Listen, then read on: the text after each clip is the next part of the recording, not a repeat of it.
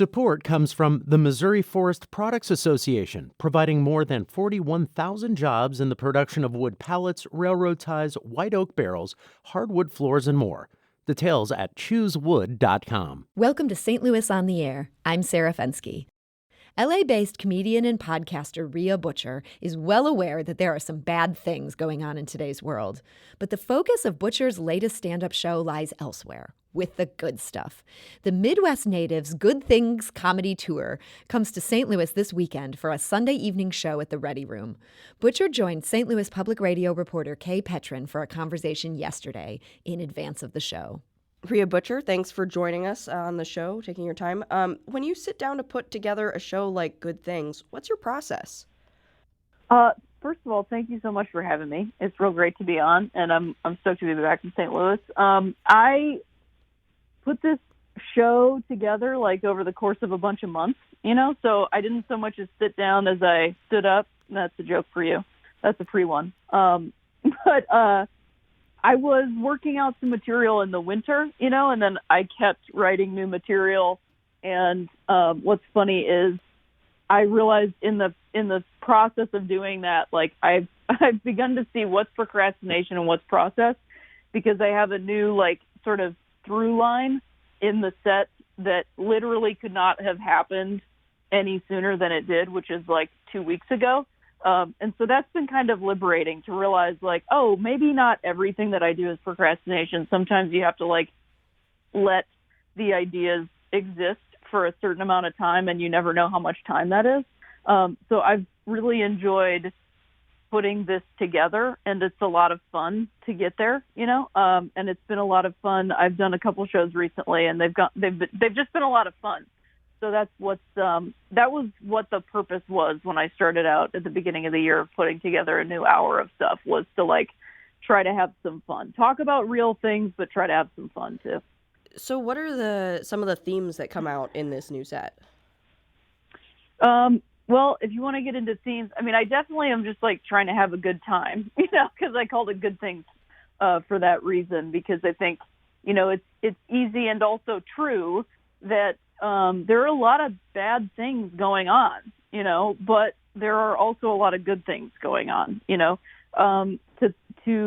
to only look at the bad would be to give in to the bad, I feel like, in these times. And so to have a good time, or to spend time in goodness and having fun and being kind and being joyous and happy, is not to ignore the bad things. It's actually like a form of like self-care and like growth and invigoration to take care of each other, I've found. And I don't think that I am like the one that gets to, but I'm grateful to get to provide an attempt at that, like an hour out of somebody's day that they get to go like have a good time with a bunch of other people. I think those things are really powerful these days. And something else that I talk about in my set is, like gender stuff. That always sort of comes up, because that's my experience of life almost every day, because we live in such a gendered world that even though I kind of live outside of, like, my actual personhood is sort of outside of that, I'm in collision with that every day. And so I try to find the, like, hilarity in that sort of confusion on both sides of things. I wouldn't say that I'm necessarily confused anymore, but other people are. Yeah, and you came out publicly as non-binary on Twitter last year. How has coming out changed your relationship to comedy?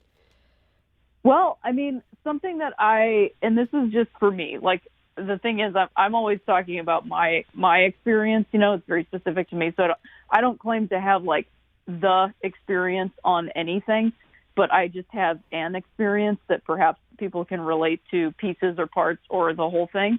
But for me, like, saying publicly that I was non-binary and using they, them pronouns, for me was not actually coming out. I feel, and again, this is just specifically for me, so I'm not making some dictation for everybody else, but because I came out as like, gay lesbian when I was 19, and then also essentially at 28, like it was a couple steps, to coming out. And that to me, like, I came out and that was it. Like, I was out and that was it. And I, like, smashed the closet, and but saying publicly and to myself really that I was non-binary was more of just like an understanding of myself and like just a new, not phase of development, but just like this thing that we're talking about and I've been talking about and thinking about, that's actually me, because I wasn't hiding it. There was nothing for me to come out to. I was just like, this is me now.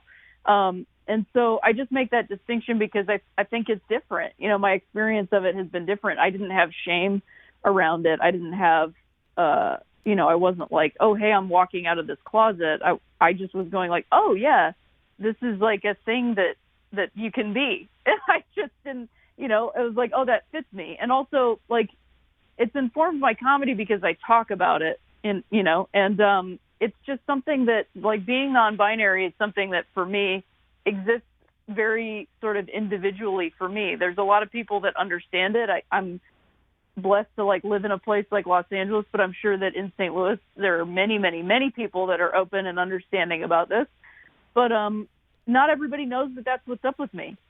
And so it's a continual understanding. And it really is just like a sort of inside space of myself. I hope that makes sense. It's not like I'm keeping it inside. It's just like that is an inside place because, I walk around and some people think that I'm straight. Like, I have no idea what people's experience of me is anymore. And that is kind of why, like, being non-binary is so freeing, because I've just been like, oh, this is who I am, and I know that about myself, and not everybody's going to know that, and I don't need everybody to know that. I just get to know that.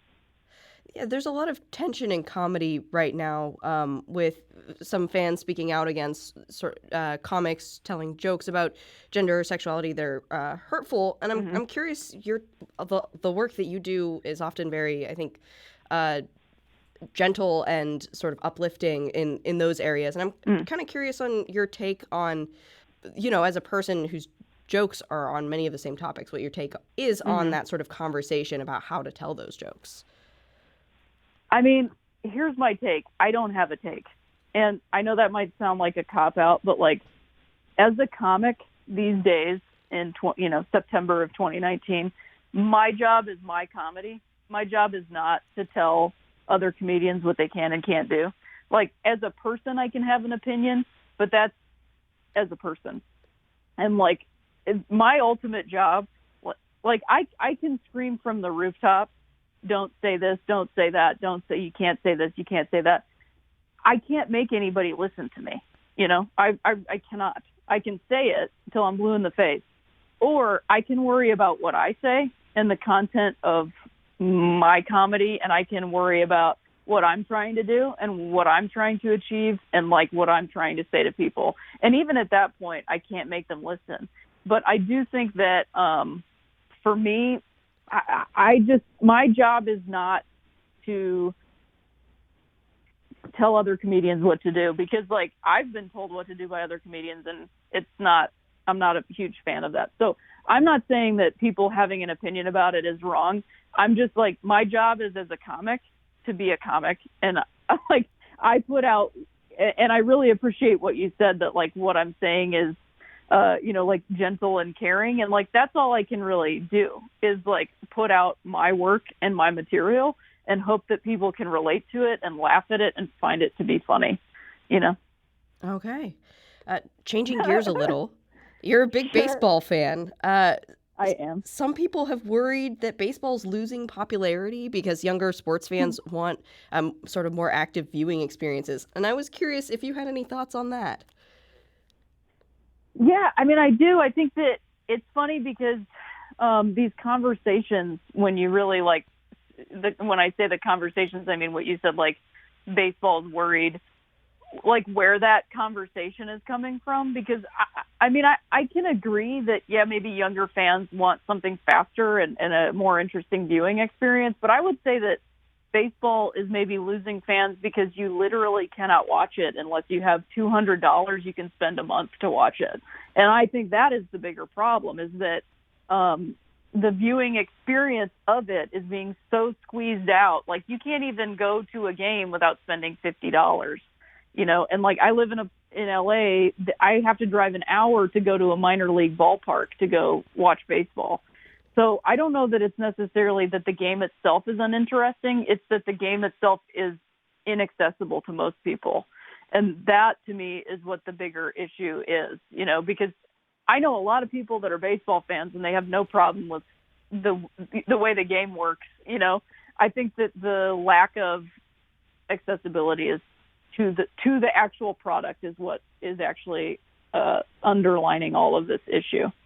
People have called St. Louis the #1 baseball town. I'm kind of curious, how have your experiences differed between the various parts of the country that you've lived in when it's come to baseball and that sort of communal viewing experience? Sure. I mean, in terms of lived in places, I've lived in, I'm from Akron, Ohio, and that's, northeastern Ohio. So Cleveland baseball fans there. And I mean, people are really big fans of that team. And what's funny about that area is that most people are still fans of the 1995 team. So when you see people go to the ballpark, they're still wearing their 95 stuff, which is pretty funny. And I think the current players are not necessarily stoked about it, but it just is what it is.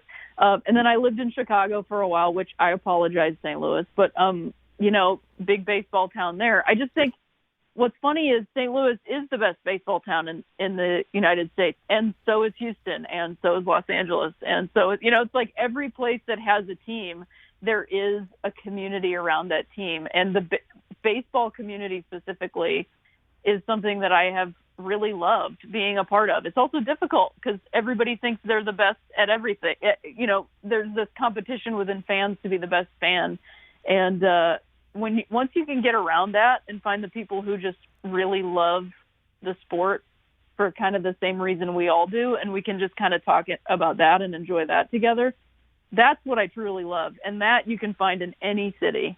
Once you can get past the teams, and the rivalry, and you can get into your actual love of the game, that's where the real relationships start. And that's what I truly love about this game, is that you can have that conversation anywhere in the country, and honestly anywhere in the world, because I've had that conversation in Dublin, Ireland. That was comedian Rhea Butcher talking with St. Louis Public Radio's Kay Petrin. Butcher's Good Things comedy tour is headed for St. Louis this Sunday evening at the Ready Room in the Grove. Doors open at 7 p.m. and the show gets going at 8 p.m. This is St. Louis on the Air on St. Louis Public Radio, 90.7 KWMU.